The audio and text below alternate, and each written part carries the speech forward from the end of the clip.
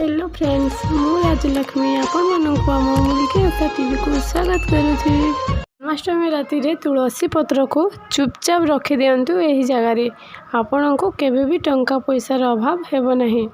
तेबे चलतु जानिबा ताहार उपाय।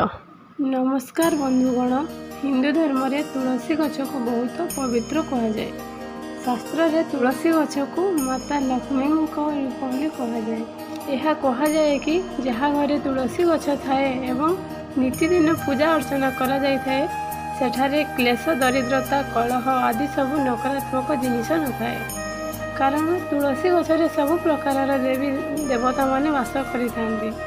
तुलसी गछ को वैज्ञानिक एवं आध्यात्मिक दृष्टिकोण रे अधिक महत्वपूर्ण कहा जाए। तुलसी गछरे अनेक औषधीय गुण मान भरी रही थाए। जो घर महिला माने प्रतिदिन तुलसी गछ मूल सकाळे उठी पानी देई थांती एवं ताहार पूजा करि थांती, सेही महिला माने सर्वदा खुशी एवं सौभाग्यवती रही थांती एवं तांकर एही पुण्य कर्म जोगु घरे सुख शांति मध्य रही थाए। भगवान श्रीकृष्ण को मध्य तुलसी गछ बहुत प्रिय। सेथिपाई भगवान श्रीकृष्ण को भोग करने समय रे तुलसी पत्र पका जाए। यह मान्यता रही कि जदि भोगरे तुलसी पत्र न थाए तेबे भगवान श्रीकृष्ण से भोग को ग्रहण करि नथांती।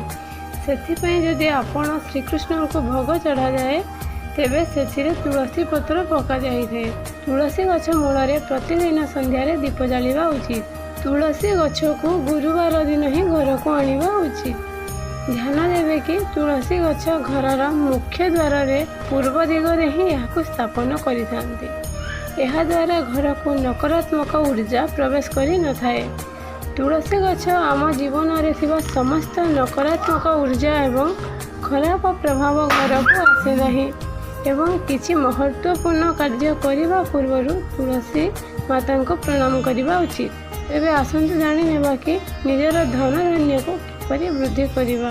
प्रथम उपायटी हेउछि, जदि आपणक घरे धनर अभाव रहुछि किंबा व्यवसाय रे क्षति हेउछि, भल व्यापार हेउ नाही, घरे सबु बेले अभाव पई झगड़ा एवं अशांति रहुछि, तेबे आपण तुलसी गछ मूल रे थिबा किछि दुब को एक हलदिया कपड़ा रे गुड़ाई जेउठारे टंका पैसा रख सेठारे रखिबा द्वारा आपणकर सब समस्या दूर हो जिवो।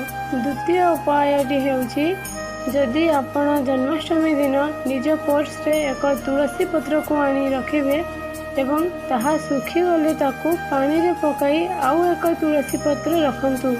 एहा द्वारा आपणक पर्स केबे भी खाली रहिबो नाही।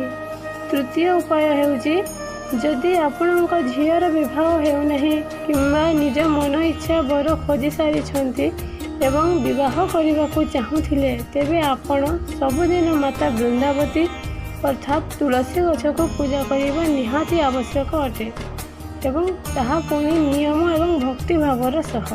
बंधुगण, आशा करुछि आपण को यही वीडियोटी निहाती भावे भल लागिथिबो। तेबे यहाँ निज बंधु परिजन सह शेयर निश्चय करंतु।